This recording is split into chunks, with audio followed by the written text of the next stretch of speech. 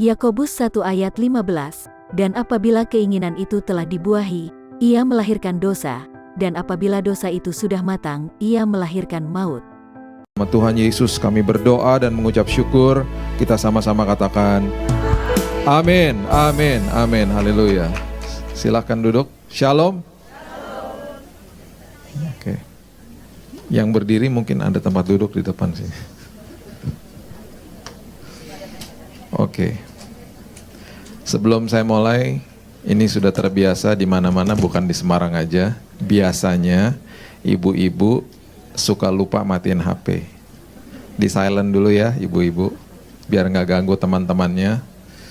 Nanti kalau ada telepon suka nyariin saya ntar yang telepon. Oke, kita buka Kejadian pasal yang pertama, Kejadian pasal yang ketiga, dimulai dari ayat yang pertama sampai ayat yang ke-6. Oke, Kejadian pasal yang ketiga, dimulai dari ayat yang pertama sampai ayat yang ke-6. Kitab Kejadian ada di Perjanjian Baru, amin. Udah bangun berarti.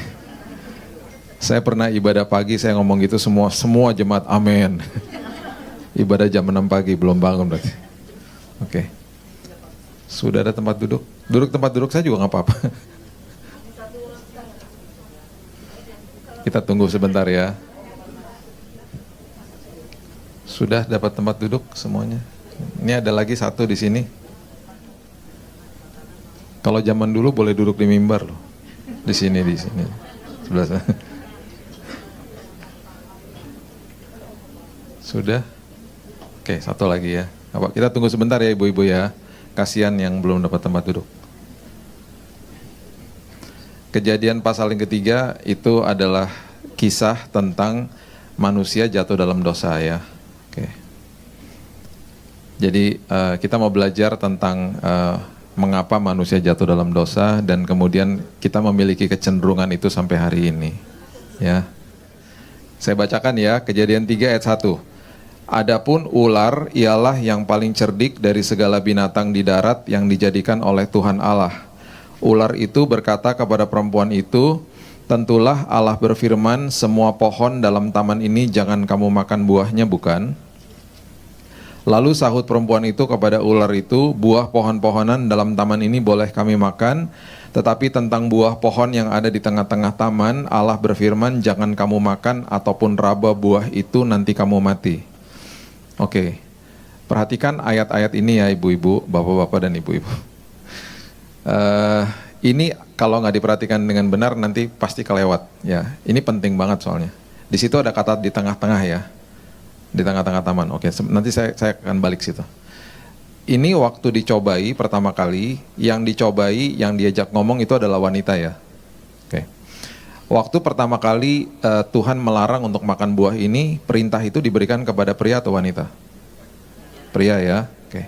Berarti prianya udah memberitahu kepada wanita, kepada istrinya nggak boleh makan karena dia sangat artikulasi sangat baik sekali, dia kasih tahu nggak boleh makan gitu ya. Dia kasih tahu semuanya. Kemudian ayat 4 ini adalah dosa pertama yang didokumentasikan di Alkitab, yaitu dosa kebohongan. Dosa terakhir yang didokumentasikan di Alkitab adalah juga dosa kebohongan yang ditemukan di kitab Wahyu. Jadi iblis berbohong mengatakan begini, ular itu berkata kepada perempuan itu, sekali-kali kamu tidak akan mati. Padahal Tuhan sudah katakan kalau kamu makan itu kamu pasti mati. Ya, kamu pasti mati. Jadi dibohongin sama ular, sama iblis. Ini konteks daripada kebohongan ada di ayat yang kelima. Kalau kita nggak dapat ini, kita nggak ngerti ntar. Ya, pelan-pelan ya, saya kasih tahu ya. Ayat yang kelima mengatakan begini, Allah mengetahui bahwa pada waktu kamu memakannya, matamu akan terbuka, kamu akan menjadi seperti Allah, tahu tentang yang baik dan yang jahat. Jadi iblis lagi kasih tahu sama wanita dan juga kepada pria, prianya ada di situ. Nanti di ayat selanjutnya ditulis prianya ada di situ. Jadi prianya itu memvalidasi kebohongan daripada iblis. Prianya nggak pernah bilang gini, kamu jangan dengerin, ngawur aja tuh ngomong. Prianya ada di situ loh, dan prianya pasti ngangguk-ngangguk. Pasti dia tertegun juga, iya bener juga ya gitu. Nah ayat yang kelima ini adalah konteks daripada kebohongan iblis. Isinya itu perlu kita mengerti karena modus operandinya masih dilakukan sampai hari ini. Iblis lagi kasih tahu begini sama manusia. Kalau kamu makan buah itu, matamu akan terbuka. Nanti kamu akan melihat sesuatu. Jadi dengan kata lain, iblis lagi kasih tahu begini. Ada sesuatu yang Tuhan sembunyikan daripadamu. Paham ya? Karena Tuhan sembunyikan daripadamu, kondisimu sekarang ini nggak cukup. Kondisi hidupmu sekarang ini nggak cukup. Ketika manusia rasa tidak cukup, manusia otomatis tidak mengucap syukur. Ini adalah alasan manusia jatuh ke dalam dosa, karena dihembuskan nafas kebohongan bahwa kondisimu nggak cukup. Padahal pada saat itu kondisi manusia ada di dalam Taman Eden. Eden artinya hadirat Tuhan. Berarti kondisi manusia itu lebih daripada sempurna harusnya. Di dalam kondisi yang lebih daripada sempurna, kok bisa jatuh dalam dosa? Kalau iblis berhasil menjatuhkan manusia pada saat itu, hari ini dia memiliki siasat strategi yang sama persis. Karena dia tahu kita hidup di dalam dunia yang jauh daripada sempurna. Sama sekali nggak sempurna. Ya, jadi dia akan menghembuskan kebohongan-kebohongan supaya kita tidak mengucap syukur. Jadi catat ini baik-baik. Alasan manusia jatuh dalam dosa itu karena manusia tidak mengucap syukur.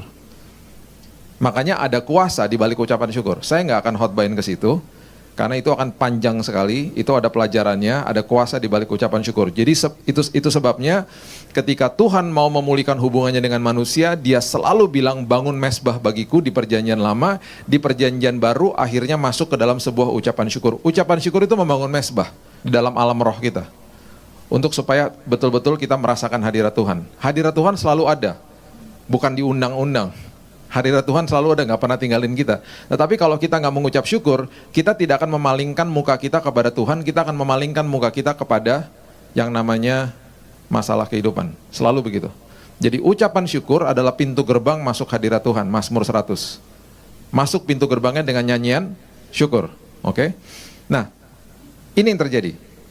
Ketika manusia tidak mengucap syukur, dosa kelihatan sangat menarik dan tertulis di ayat yang ke-6. Firman Tuhan katakan begini, perempuan itu melihat bahwa buah pohon itu baik untuk dimakan, yang pertama. Kemudian dikatakan sedap kelihatannya, lagi pula pohon itu menarik hati karena memberi pengertian, yang ketiga. Lalu ia mengambil dari buahnya, dimakan dan diberikan kepada suaminya yang bersama-sama dengan dia, dan suaminya pun memakannya. Suaminya dari tadi ada di situ, suaminya nggak kemana-mana. Suaminya mengiyakan dan suaminya memvalidasi kebohongan iblis.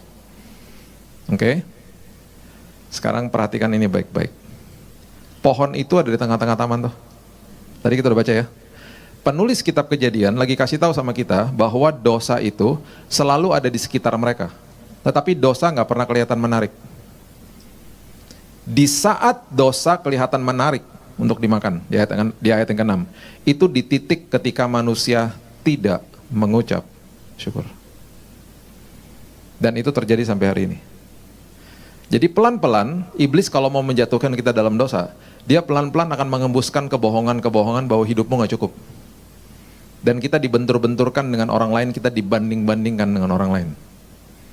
Dan akhirnya kita rasa gak cukup. Beberapa hari yang lalu, saya baru ketemu sama teman saya. Ikut Tuhan sudah puluhan tahun. Tiba-tiba dia bilang begini, hati saya stres. Kenapa? Karena saya membanding-bandingkan usaha saya dengan orang lain. Terus saya bilang gini, lupa ngucap syukur ya? Iya.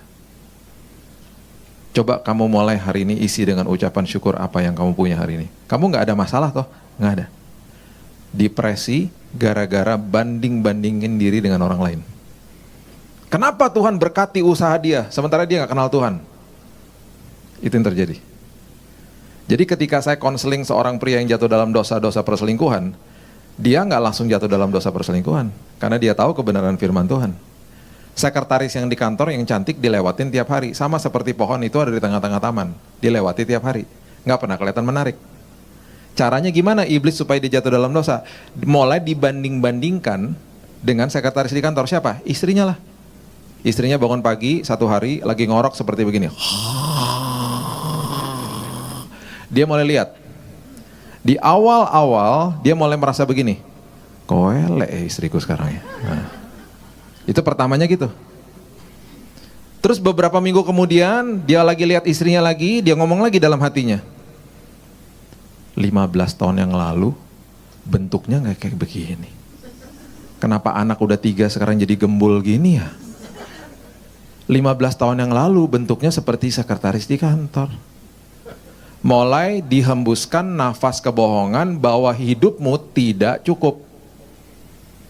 Di saat itu dia ketika tidak mengucap syukur, sekretaris yang dilewatin di kantor sama seperti pohon ini yang selalu ada di tengah-tengah taman, hari itu kelihatan menarik. Jadi kuncinya begini Bapak Ibu, selama kita mengucap syukur di dalam Tuhan, dosa tidak akan pernah kelihatan menarik. Paham ya? Jangan mau dibohongin iblis. Catat ini baik-baik. Iblis setiap hari akan mematahkan semangat, dia akan mencobai, dia akan menuduh, dia akan membohongi kita tiap hari dan tidak ada tanggal merah. Iblis nggak lebaran dan nggak natalan. Nggak ada tanggal merah dia. Jadi kalau kita juga tidak terus-menerus mengisi kehidupan kita dengan kebenaran firman Tuhan, gampang sekali dibohongin sama dia. Dan ironisnya dia hanya bisa main-main sama pikiran kita, itu cuma satu-satunya akses yang dia miliki. Dia nggak punya akses ke dalam hati loh. Kecuali kita membiarkan dia masuk ke dalam hati nantinya. Tujuan berikutnya hati kita. Pertama dia akan main-main di dalam pikiran, makanya pikiran kita adalah medan pertempuran tiap hari. Sekolah kehidupan tiap hari. Ya, itu yang terjadi loh setiap hari. Nah, oke, sekarang kita baca dulu ya. 1 Yohanes 2 ayat 16, nanti kita balik lagi ke Kejadian 3 ayat 6. 1 Yohanes 2 ayat 16.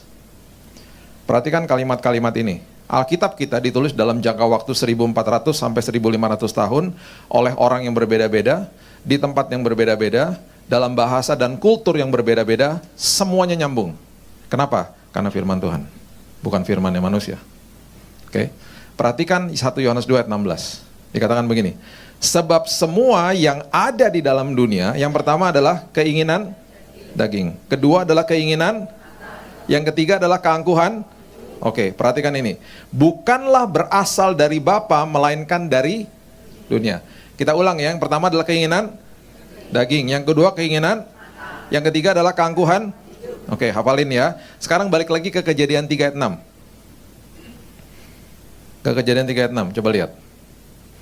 Ya, perhatikan ini baik-baik. Kalimat-kalimat ini mengandung arti yang luar biasa. Kalau kita perhatikan, kita dapat pewahyuannya, kita menang nanti sama iblis. Ini strategi-strateginya harus dibongkar semuanya supaya kita paham. Perhatikan ini. Perempuan itu melihat bahwa buah pohon itu baik untuk dimakan. Itu adalah keinginan daging. Yang kedua dikatakan sedap kelihatannya. Itu keinginan mata. Yang ketiga adalah pohon itu menarik hati karena memberi pengertian. Keangkuhan hidup. Jadi keangkuhan hidup itu berbicara tentang manusia mau independen dari Tuhan. Manusia nggak mau bersatu sama Tuhan lagi, mau melepaskan diri dari Tuhan, pengertiannya didapat dari dosa, dari dunia, bukan dari Tuhan. Keangkuhan hidup. Oke, kita tarik lebih dalam lagi. Ya, keinginan daging dan keinginan mata itu berbicara tentang buah. Buah itu berbicara tentang tindakan dan perkataan kita. Karena buah daripada hati kita terlihat di luar dari mana? Perkataan dan tindakan kita. Ketika berbicara tentang keangkuhan hidup, itu berbicara tentang pohon, bukan buah.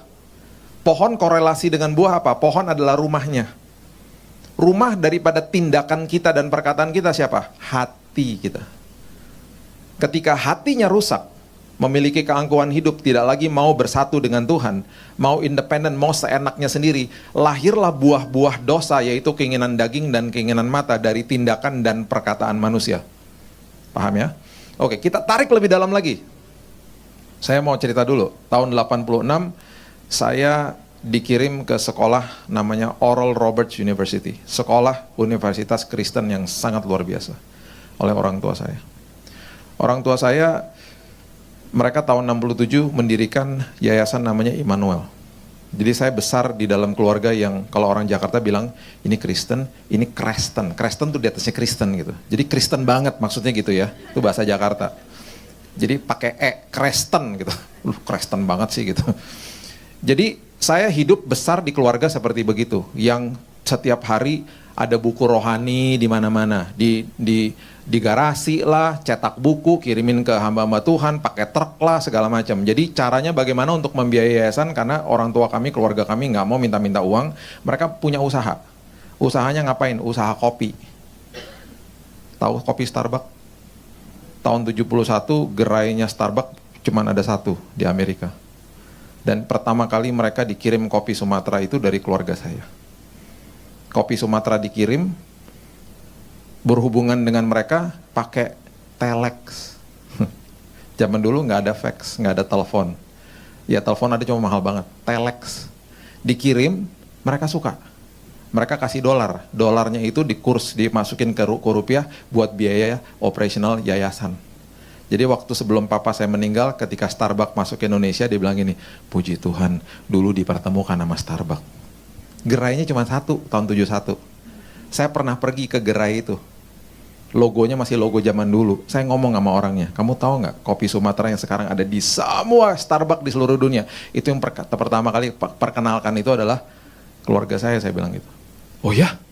Dia bilang iya. Masih ada buktinya ya? Udah nggak ada. Saya ingat dulu ada faxnya pertama kali. Bukan fax, bukti daripada telexnya. Ada kertasnya gitu suratnya. Dia bilang, coba cari, kalau cari ketemu kasih sama kita, ntar kita masukkan di museumnya Starbucks gitu, katanya gitu. Jadi Tuhan luar biasa ya, Tuhan mempertemukan orang-orangnya dengan luar biasa. Jadi itu kisahnya begitulah zaman dulu. Terus papa saya itu pendiri Gideon Indonesia, suka bagi-bagi Alkitab kemana? Ke penjara-penjara, bagi-bagi Alkitab ke hotel-hotel, khotbah di penjara, itu papa saya. Terus waktu Oral Roberts, pendeta besar itu datang ke Jakarta, KKR di Gelora Bung Karno, yang ketua panitianya papa saya. Dulu waktu kalau ada KKR masih boleh naik mobil pick up, terus pakai mikrofon besar, hadirilah KKR besar. Wah, itu boleh zaman dulu, sekarang nggak boleh. Berani-berani begitu ditimbukin batu sekarang. Dulu boleh. Jadi itu papa saya tuh kan udah ketua panitia ngerjain gituan. Jadi waktu tahun 86 selesai SMA, tua ya saya. Dikirimlah ke sekolah itu, cuman saya belum bertobat. Saya hidupnya betul-betul ngawur. Saya nggak mau sekolah di situ. Saya bilang gini, apa-apaan nih sekolah? Setiap minggu harus ibadah. Kalau nggak ibadah didenda $50. Saya mengeluarkan diri dari sekolah itu. Di tengah-tengah kehidupan saya yang tidak bertobat, saya melihat negara Amerika yang sangat cinta dan takut sama Tuhan. Saya nggak pernah lupa satu pagi nonton sebuah channel televisi, dan di dalam channel itu ada momen di mana ada breakfast meeting di Istana Presiden yang diundang hamba-hamba Tuhan, dan mereka mendoakan presiden. Dan ada satu momen ketika presidennya lagi berlutut dan didoakan, kan ditumangin tangan kan sama beberapa pendeta, termasuk Billy Graham, saya ingat banget tuh. Itu tangan pendetanya diambil sama presidennya, ditaruh di atas kepalanya. Segitunya loh, presiden itu mau hidup takut sama Tuhan, minta didoain sampai kayak gitu. Penuh dengan kerendahan hati, nggak apa-apa pegang kepala saya. Bapak Ibu tahu apa yang terjadi? Tiba-tiba negara itu beralih kepemimpinan ke partai yang lebih liberal. Dan saat itu kelompok yang mau melegalkan aborsi datang ke pemerintahan. Mereka bilang gini, kasih dong hak asasi manusia. Tolong supaya mereka bisa akhirnya melegalkan aborsi, keangkuhan hidup. Yang diserang pohonnya, undang-undangnya. Kenapa? Supaya kalau terjadi seks bebas dan terjadi kehamilan, mereka boleh memilih untuk mengaborsi anaknya dengan status legal. Yang dosanya apa? Keinginan daging dan keinginan mata, mau seks bebas dan nggak mau tanggung jawab. Keangkuhan hidupnya, undang-undangnya dari hati mereka. Mereka masuk ke dalam Kongres. Dan yang terjadi, akhirnya aborsi dilegalkan. Mereka memberikan istilah namanya pro-choice, boleh memilih. Kelompok Kristen bergerak juga namanya pro-life. Life itu artinya kita memihak kepada kehidupan, jangan diaborsi dong. Itu namanya membunuh dan lain sebagainya. Suaranya habis, hilang. Karena lebih kuat yang pro-choice. Setelah itu berhasil, masuklah kelompok yang namanya yang kita kenal sekarang ini dengan sangat populer, yaitu LGBT. Mereka bilang apa? Kalau itu boleh, kenapa kita nggak boleh? Legalkan perkawinan sesama jenis. Supaya yang namanya keinginan mata dan keinginan daging, kami mau punya pasangan sesama jenis, dilegalkan di Amerika. Hari ini, semua provinsi di Amerika melegalkan perkawinan sesama jenis. Dan bukan hanya itu saja, Bapak Ibu, mereka boleh mengadopsi anak. Dan bisa bayangkan anak-anak besar di dalam keluarga yang dua-duanya orang tuanya pria dan dua-dua orang tuanya wanita. Itu yang terjadi hari ini. Beberapa tahun yang lalu saya ada di kota namanya Las Vegas. Dengan istri saya lagi jalan-jalan, tiba-tiba di ujung sana ada gereja yang dibuat dari kaca semuanya. Bagusnya luar biasa. Namanya Glass Church, bagus lah pokoknya. Saya mendekat karena saya terkesima karena ada hiasan-hiasan perkawinan. Saya lihat sendiri ya, ini saya menyaksikan sendiri. Saya mendekat, dan saya sangat terkejut. Yang sedang menikah di depan altar, dua-duanya pakai gaun. Dua-duanya wanita. Terus saya ke belakang gereja, saya ngomong sama diakennya. Saya mau tahu pendapat mereka, karena ini sinode besar. Saya nggak bisa sebut namanya. Dan ini, makanya saya kaget. Ini nggak salah nih gereja nih. Saya samperin diakennya. Itu lagi buat drama, kan kita nggak boleh menghakimi dong. Itu siapa tahu lagi drama gereja gitu kan, drama terus ini drama ada LGBT terus mereka bertobat dan lain sebagainya. Jadi saya tanya, itu lagi drama tuh beneran? Terus orangnya bilang ini, beneran Pak. Terus tahu nggak dia bilang apa? Hebat ya Pak, terobosan. Terobosan. It's a breakthrough katanya. Hampir saya jitak loh kepalanya. Sampai saya geleng-geleng kepala. Ini serius? Iya. Hebat ya? Hebat dari mana? Saya nggak bisa ngomong, istri saya bilang, udah jangan ya ngomong deh. Itu yang terjadi. Jadi ini yang semua terjadi di akar dosa sampai hari ini masih kejadian di mana-mana gitu loh. Biar kita paham. Makanya ketika COVID kemarin ada istilah apa? New normal kan? Bukan. Saya bilang new normal dari tahun 90-an. Udah kayak begini dunia kita. Udah mendekat Indonesia loh. Di Australia sudah dilegalkan, Taiwan sudah dilegalkan. Puji Tuhan Indonesia masih ada kelompok umat muslim yang sangat kuat di Indonesia. Nggak akan bisa tembus Indonesia. Kita harus mengucap syukur. Ya, nggak akan bisa tembus ke Indonesia. Tapi negara-negara yang lain sudah melegalkan, sudah dekat kok. Sudah ada di mana-mana. Ya, nah itu sebabnya gara-gara ini manusia punya 4 kecenderungan dosa. Saya bahas cepat aja ya. Oke, coba lihat Kejadian pasal yang ketiga, ayat yang ke-7. Kejadian pasal yang ketiga, ayat yang ke-7 mengatakan begini. Maka terbukalah mata mereka berdua, dan mereka tahu bahwa mereka telanjang. Lalu mereka menyemat daun pohon ara dan membuat cawat. Ya, semua yang ada di Alkitab ada artinya, Bapak Ibu. Jadi mereka tahu, mereka sadar, mereka telanjang, mereka menyemat daun pohon ara. Oke, maksudnya apa? Coba sekarang baca Matius 21 ayat 19. Coba lihat. Matius 21 ayat 19. Nah, Yesus, ini pelajaran yang Yesus ajarkan. Yesus setiap kali ngajarin murid-muridnya dan juga kita, dia menggunakan event dan momen dan perumpamaan. Jadi kalau kita mau belajar bagaimana menerima dari Tuhan, bacalah kisahnya Maria. Mau belajar ekonomi kerajaan sorga, bacalah ketika Yesus memberikan pelajaran tentang si janda yang memberikan sepeser duit. Itu jelas banget semuanya. Itu dia lagi kasih pelajaran buat kita, supaya kita bisa visualisasikan. Dia mengajarkan akses kepada Bapa, bacalah perumpamaan anak yang terhilang. Ya. Coba lihat ini, Matius 21:19. Dekat jalan, ia melihat pohon ara lalu pergi ke situ. Tetapi ia tidak mendapat apa-apa pada pohon itu selain daun-daun saja. Jadi hanya daun-daun pohon ara. Ya. Katanya kepada pohon itu, engkau tidak akan berbuah lagi selama-lamanya dan seketika itu juga keringlah pohon ara itu. Kita kalau baca ini pasti bingung, ini maksudnya apa sih? Yesus lihat pohon ara, daunnya rindang, nggak ada buahnya dikutuk. Maksudnya apa? Nah, saya jelaskan. Pohon ara adalah pohon yang berbuah dulu, baru berdaun. Saya ulang ya, kalau belum ngopi lewat tuh barusan. Pelan-pelan ya. Pohon ara adalah pohon yang berbuah dulu, baru berdaun. Jadi otomatis kalau daunnya sudah rindang, otomatis sudah harus ada buahnya. Paham ya? Ya. Jadi waktu Yesus mendekat, dia lagi kasih pelajaran nih sama murid-muridnya. Coba kamu lihat ya. Ini pohon rindang sekali dengan daun. Buahnya nggak ada. Jadi daun pohon ara, kecenderungan dosa pertama adalah kemunafikan. Luarnya kelihatan baik-baik saja, dalamnya nggak ada buahnya. Itu sebabnya Bapak Ibu nggak bisa validasi saya hanya melihat saya di mimbar, nggak bisa. Wow, Pak Billy, kalau datang mengkilat loh. Apalagi kalau ada lampu dia, palanya mengkilat. Istri saya suka bilang, mohon maaf tuh sama jemaat, kamu nggak pernah mau pakai bedak sih. Itu sampai lampu-lampu mantul loh lewat kepala kamu tuh. Kasihan jemaat silau. Mohon maaf ya Bapak Ibu, kalau sampai silau anggap aja urapan Tuhan. Saya nggak bisa validasi diri saya dengan ketemu kayak begini, nggak bisa.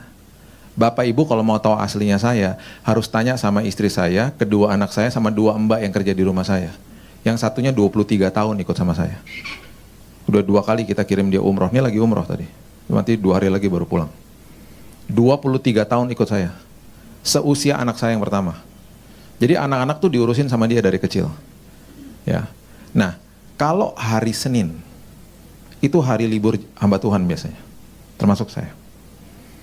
Jadi saya itu kalau hari Minggu ya, hari Minggu tuh kan padat ya, dari pagi sampai malam. Kadang-kadang bisa 6-7 khotbah, pulang tuh udah capek. Ya. Pulang pas sampai hari Senin, itu biasanya saya tidur sampai agak siang lah. Siangnya saya tuh jam 8, jam 9 lah, baru bangun. Jadi mbak di rumah ini udah kasih tahu kalau istri saya lagi nggak ada di rumah, lagi nganterin anak saya yang kedua lagi sekolah, jangan ketok-ketok kamar saya gitu loh. Dia suka ketok-ketok kamar saya minta uang buat tukang sayur. Padahal dia udah dikasih uang juga. Cuman yang namanya manusia kan suka lupa, betul nggak? Jadi beberapa hari minggu pagi lagi enak-enak tidur, saya tuh kalau udah dibangunin bisa tidur lagi, diketok kamarnya. Mas, uang sayur. Sebel banget pas bangun tuh. Terus saya pas buka pintu, apakah saya ngamuk-ngamuk sama dia? Enggak, saya cuman gini, Mbak, ini hari apa? Astagfirullahaladzim, hari Senin. Oh mohon maaf Pak, mohon maaf. Udah gak bisa tidur. Apakah saya ngamuk-ngamuk sama dia? Mulai hari ini, gak usah pakai tukang sayur. Kalau perlu kita gak usah makan sayur seumur hidup. Jangan lagi makan, terkutuklah tukang sayur. Enggak, saya gak pernah ngomong gitu. Saya cuma bilang, Mbak ini hari apa Mbak gitu. Dia yang lupa sendiri gitu, dia yang panik sendiri. Bahkan dia yang lebih galak kepada saya. Dia tuh ya, saya kasih tahu nih, orangnya besar badannya, karena jago masak. Itu ya waktu anak-anak masih kecil. Kalau anak-anak lagi pergi, saya ajak pergi nih hari sekolah. Dan itu anak-anak nggak tidur siang, saya ajak pergi sampai malam. Kan adalah hari-hari yang dimana kita ada acara lah apa, anak-anak pergi sampai malam sama saya. Itu ditelepon loh sama dia. Kalau ditelepon, dia nggak pernah bilang halo. Kalau telepon gini, posisi di mana? Gila loh. Emangnya Google Map? Itu kalau posisi di mana? Posisi apaan? Ya posisi Mas sama Ibu di mana? Loh ada apa? Loh itu anak-anak kenapa nggak diajak-ajak pulang? Loh Mbak ini udah dekat rumah Mbak. Kayak gitu loh ngomongnya. Itu tahu nggak? Ngomongnya gini dengan nadanya gini nih. Itu tahu nggak? Anak-anak tuh nggak tidur siang. Besok tuh sekolah. Ngapain dibawa-bawa sampai malam? Cek ditaruh teleponnya. Wih. Anak-anak aku kok kamu yang sewot, gimana sih? Terus nanti sampai rumah, itu anak kan sudah tertidur di mobil tau. Badannya kan besar, jadi dua-duanya bisa digendong sekaligus sama dia gitu loh. Satu di tangan kanan, satu di tangan kiri. Itu sambil masuk ke dalam rumah tuh sambil ngedumel. Anak-anak dibawa-bawa aja gitu. Lah gimana sih, anak-anak aku juga gitu. Cuman saya gak pernah marah, saya ketawa sama istri saya. Ini lucu ini orang. Saking sayangnya sama anak-anak itu loh. Jadi kalau saya pulang kantor kadang-kadang mereka di depan TV, anak saya pertama, anak saya kedua, sama dia kayak induk semang besar. Terus dia ketiduran sambil ngorok. Itu anak pertama saya waktu mau pergi ke luar negeri pas mau sekolah, nangis pelukan sama dia. Berapa hari yang lalu tuh telepon-teleponan sama dia, namanya Ibu Sal. Ibu Sal aku kangen sama makanannya, video call dong lihat makanannya gitu-gitu. Sayang banget sama, udah kayak keluarga. Tanya sama dia. 23 tahun kerja sama saya. Itu tahu, tanya sama dia. Itu orang seperti dia tuh yang bisa memvalidasi saya kalau di rumah seperti apa. Kalau enggak, saya munafik di sini. Itu sebabnya ya, beberapa tahun yang lalu saya tuh terganggu sekali, Bapak Ibu. Saya ini kan, ini masuk ke tahun 25 saya pelayanan mimbar. Saya nggak pernah terpanggil jadi gembala sidang. Saya ini pelayanan mimbar, saya bergerak di yayasan. Yayasan saya tidak di bawah sinode, jadi saya bebas untuk membantu hamba Tuhan. Kita tiap bulan membantu ratusan hamba Tuhan di daerah, dari gereja berbagai-bagai denominasi. Panggilan saya di situ. Jadi saya nggak pernah mengembalakan gereja, saya tidak terpanggil untuk mengembalakan gereja. Ya, jadi saya mengajar, saya punya karunia untuk mengajar, jadi saya keluar masuk gereja dari 25 tahun yang lalu. Ya, ini masuk ke tahun 25. Jadi saya melihatlah politik lah, apa segala macam organisasi udah biasa lah. Satu hari, saya kenal seorang ibu yang sudah 6 tahun saya kenal saat itu. Karena saya udah biasa datang ke gerejanya, diakones gereja.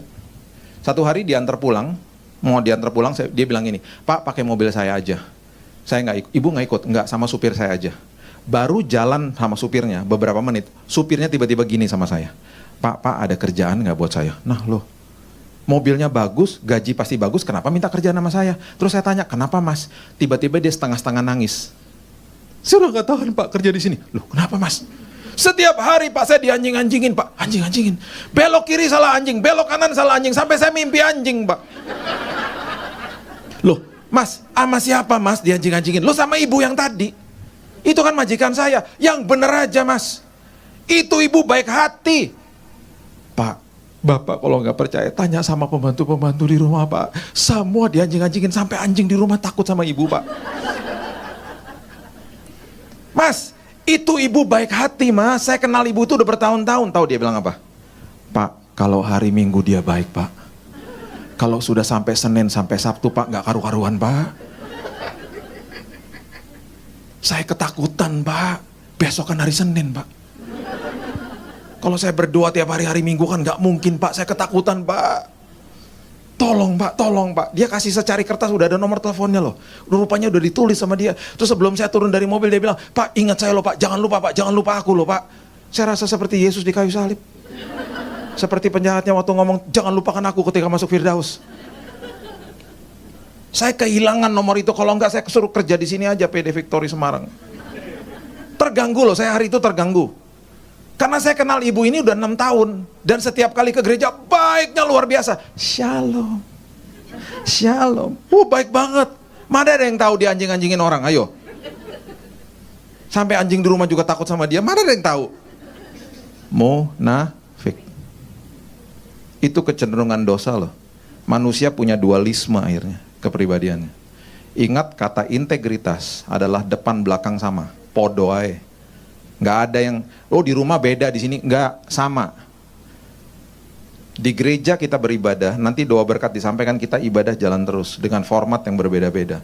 Kalau enggak, suami istri yang lagi bertengkar di mobil, kalau ibadahnya hanya berpikir hanya di dalam gedung gereja, ketika dia lagi bertengkar di mobil, dia bilang ini, ibadah dulu, ntar kita sambung lagi ya.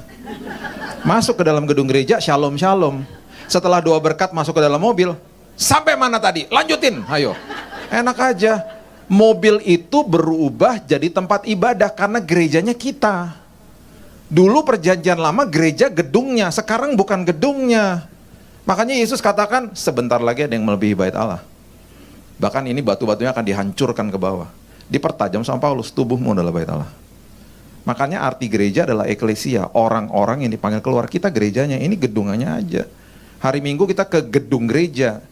Yang bulan Maret tahun 2020 yang ditutup bukan gereja, gedungnya yang ditutup. Gereja nggak bisa ditutup. Kenapa? Umat Tuhan tuh gerejanya. Jadi dimanapun kita berada, dimanapun kita injakan kaki kita, tempat itu berubah jadi tempat ibadah. Jadi berarti apa? Saya berkhotbah tanpa kata-kata dimanapun saya berada. Saya belajar sopan, saya belajar ngantri. Orang Indonesia paling susah ngantri. Amin, saya amin duluan. Amin. Susah ngantri. Istri saya tuh ya, pernah satu hari di Indomaret, lagi ngantri, tiba-tiba ada bapak-bapak nyelak pakai botol aqua. Ditegor sama dia. Pak, ngantri Pak, hargai dong yang lain. Ya ampun Bu, cuman satu botol aqua. Gak bisa, harga yang lain. Ngantri, langsung rame Indomaretnya loh. Petugas Indomaret juga, ngantri Pak, ngantri. Yang orang-orang di depan juga, ngantri Pak, ngantri. Pas pulang istri saya cerita sama saya, kamu berani banget ngomong-ngomong seperti gitu sama bapak itu. Iyalah, kalau ada apa-apa tinggal panggil kamu kan beres sudah.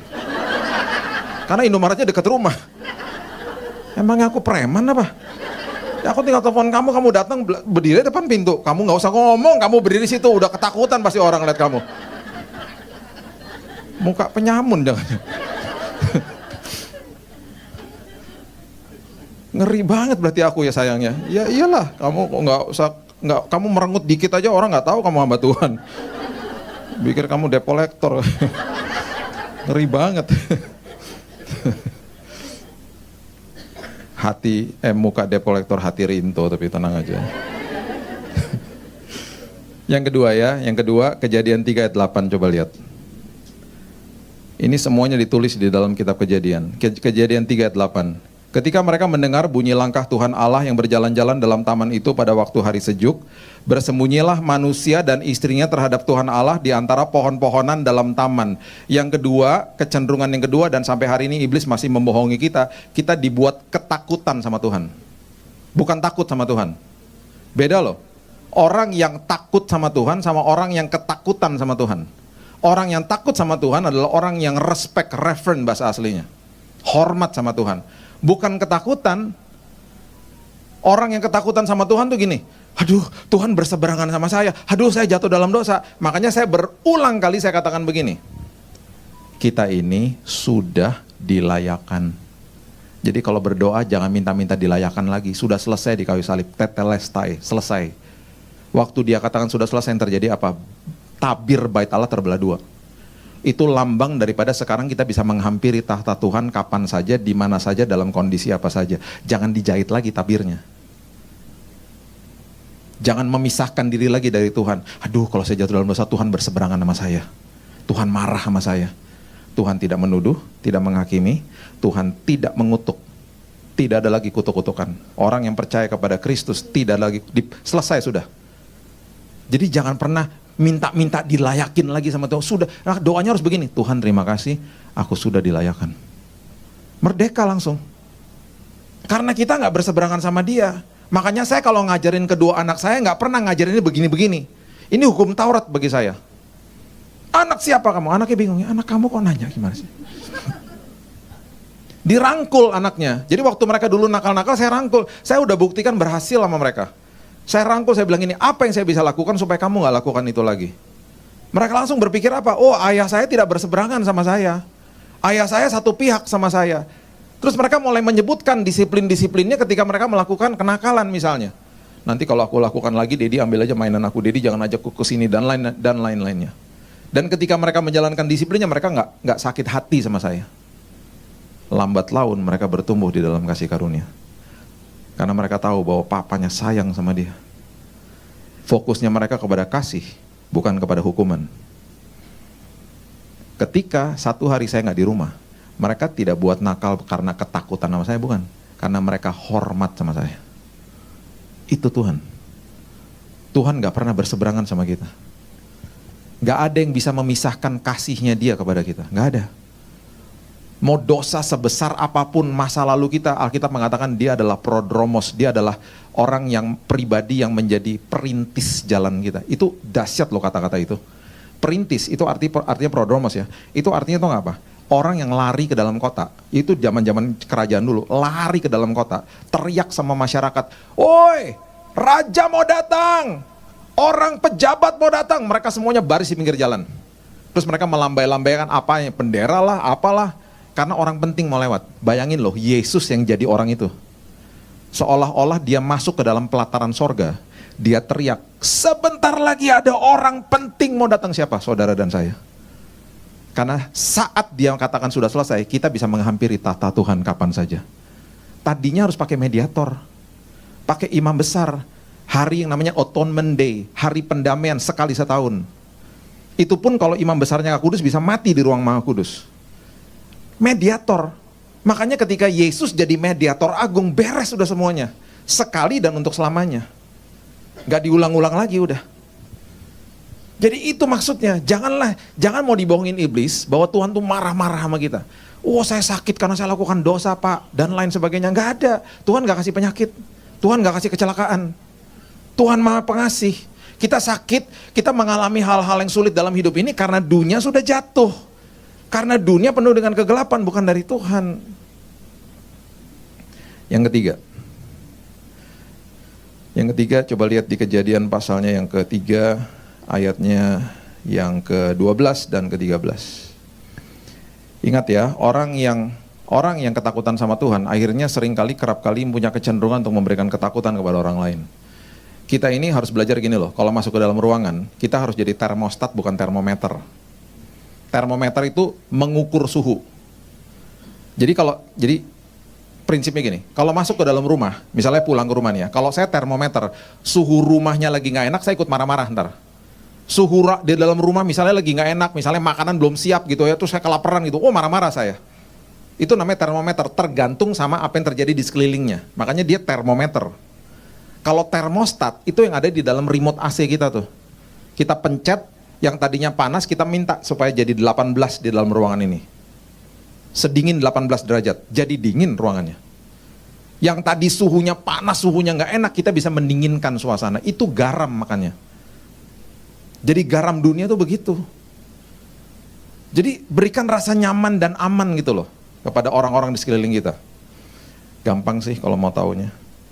Kalau banyak orang meninggalkan kita dan banyak orang komplain tentang kita, bukan mereka yang salah, kitanya yang ngawur.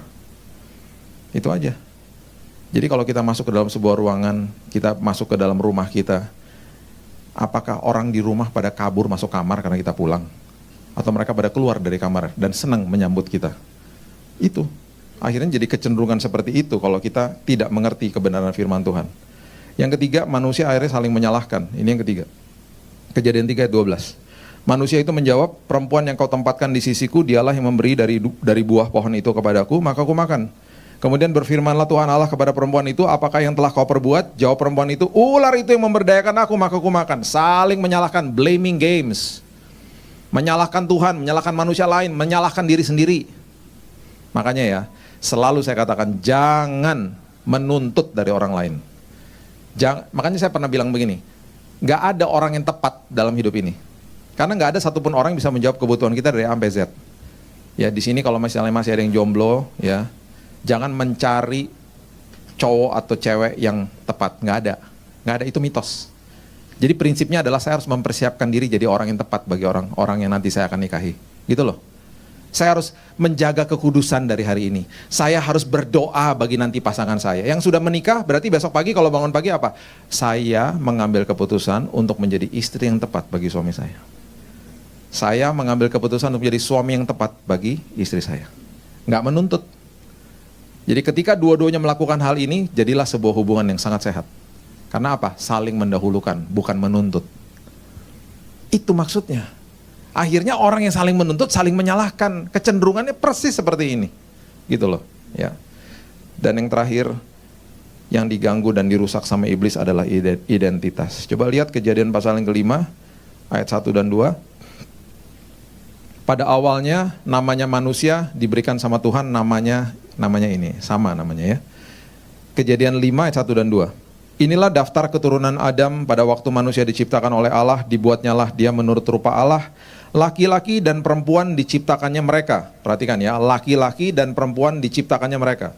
Ia memberkati mereka dan memberikan nama manusia kepada mereka. Kepada mereka loh.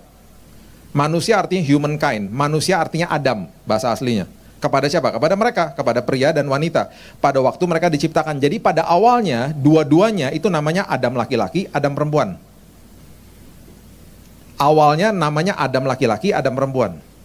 Itu sebabnya wanita ketika diciptakan pada awalnya itu sepadan sama laki-laki. Makanya dikatakan di Kejadian 2 ayat 18, nggak baik kalau manusia itu seorang diri, kalau pria itu seorang diri.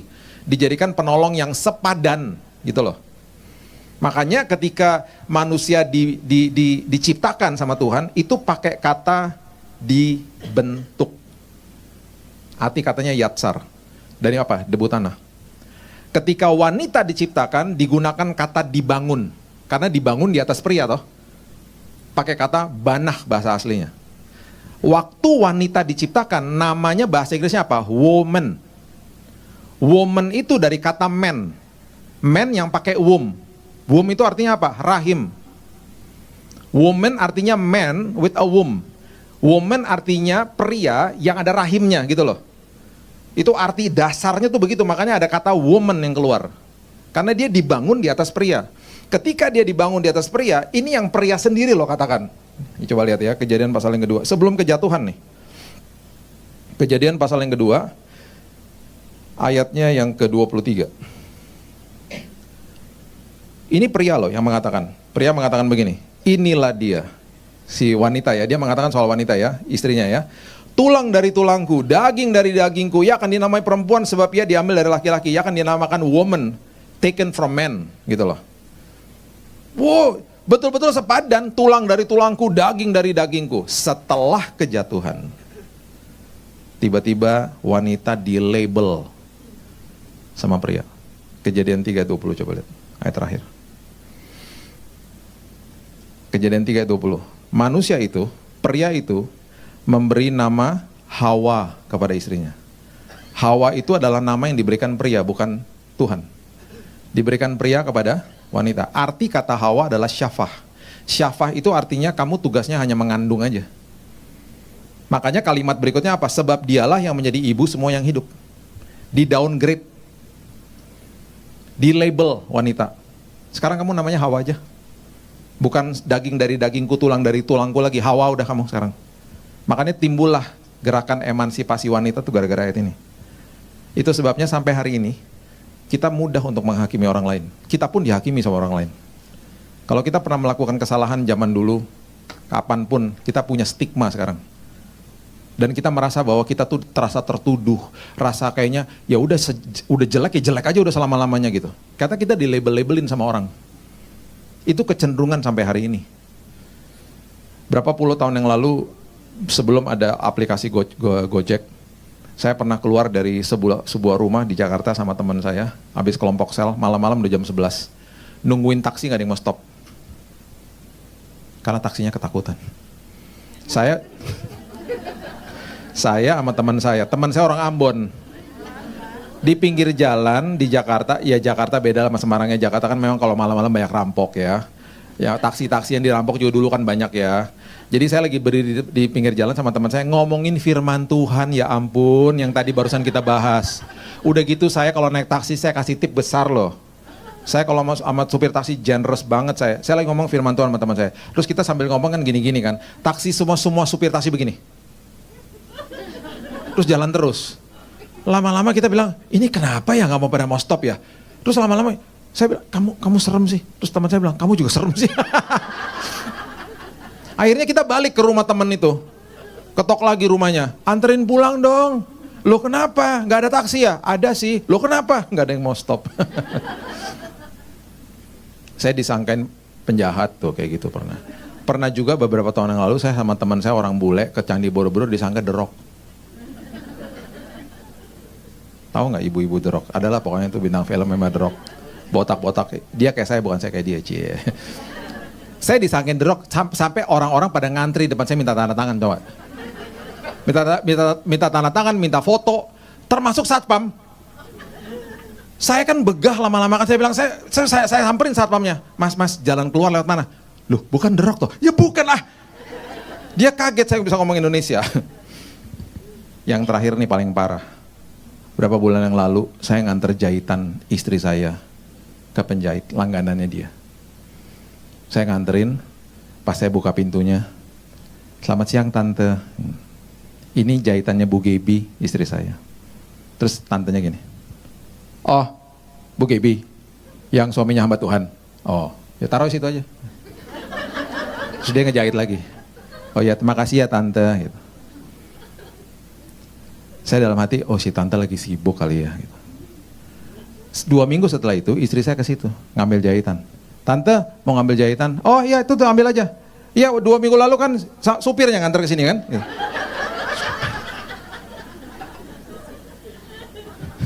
Sampai saya bilang gini loh sama istri saya, sejelek itukah aku ya? Gak layak aku jadi istrimu memang.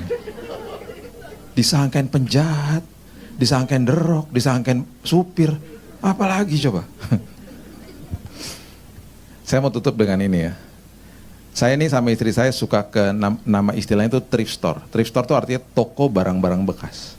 Jadi kami kalau keluar negeri, kami selalu pergi cari hunting trip. Saya bukan anak mall, saya nggak suka ke mall. Saya pusing lihat banyak orang, kecuali di gereja. Nah, beda ya. Di sini banyak orang saya nggak masalah. Tapi kalau ke mall, orang seliburan pusing saya. Saya nggak suka ke mall, makanya saya jarang kalau ke mall. Jadi saya suka pergi ke thrift store, toko-toko bekas gitu loh. Baju bekas lah, barang-barang bekas. Udah gitu adik saya juga salah satu kolektor vinil gitu, plat buat musik. Jadi saya suka cari-cari, suka dapat aneh-aneh. Kadang-kadang juga gak dapat apa-apa, cuma lucu-lucu aja, lihat-liatin, ada hidden gem gitu kadang-kadang kan. Nah kemarin kita ada di kota namanya Fukuoka di Jepang, karena ponakan saya menikah di situ. Jadi sebelum pulang kami hunting thrift store. Ini toko baju, barang-barang bekas mana yang cari-cari di Google. Oh ada nih, kita datengin. Oh seru tempatnya, seru banget. Terus saya lagi di sebuah lantai yang ada jual-jual baju gitu. Ada satu jaket, bagus jaketnya. Jadi kadang-kadang ya Bapak Ibu, ada baju-baju yang bekasnya bukan bekas dipakai. Dibeli sama orangnya, masih ada labelnya, dia nggak pakai lagi, disumbanginnya dijual gitu. Jadi kadang-kadang masih baru, tuh harganya murah banget. Ini jaket bagus banget. Saya lihat harganya kalau dikurskan ke rupiah 50.000 cuman. Murah banget kan? Murahnya tuh murah banget, makanya kalau ke situ tuh dapat hidden gem banyak banget. Sebelahnya persis sebelahnya ada jaket juga, jelek, welek bener pokoknya. Kalau dipakai tuh betul-betul nggak pantas gitu loh. Harganya 600.000. Terus saya kaget, ini kok 600.000 harganya? Istri saya datang. Ya jelaslah 600.000, kenapa? Lihat dong mereknya. Oh iya, mereknya desainer ngetop. Jadi di situ saya ngerti, iya ya Tuhan, kita ini luar biasa. Mungkin kita dikasih stigma sama manusia. Kita mungkin beranggapan bahwa masa lalu saya, hidup saya itu nggak layak di hadapan Tuhan. Saya mau beritahu kepada kita, coba cek baju rohani kita. Di situ ada tertulis, sudah ditebus dan sudah dilayakkan. Desainernya siapa? Yesus. Itu sebabnya nilai kita sangat mahal, sangat mulia di hadapan Tuhan. Berjalanlah di dalam kemenangan. Jangan percaya sama kebohongan iblis. Setiap hari katakan, Tuhan, aku sudah dilayakkan. Yang sakit katakan, aku sudah disembuhkan dalam nama Yesus. Dan percaya kita sudah menerima semua karunia Tuhan. Berikan tepuk tangan kita untuk Tuhan kita. Bapak terima kasih, mengucap syukur buat pagi siang hari ini. Hamba-Mu berdoa Tuhan bahwa kami semuanya akan mengalami Tuhan. Dan kami akan punya kesaksian yang luar biasa di setiap kehidupan kami. Dan kami percaya Tuhan, kehidupan kami menjadi kehidupan yang terus naik dan tidak turun. Karena kami tahu bahwa Tuhan yang beserta dengan kami. Kami percaya Tuhan, Roh Kudus yang menjadi mentor agung kami, menjadi konselor agung kami, selalu mengingati kami Tuhan, selalu memberikan kami kebenaran firman Tuhan, supaya kami makin mengerti, makin paham, dan hidup kami dikuasai firman Tuhan. Terima kasih Bapa meteraikan firman ini, karena kami juga adalah manusia-manusia yang juga sudah dimeteraikan oleh Roh Kudus. Hanya di dalam nama Tuhan Yesus kami sudah berdoa dan sudah menerima firman kebenaran. Kita sama-sama katakan, amin, amin. Tuhan berkati.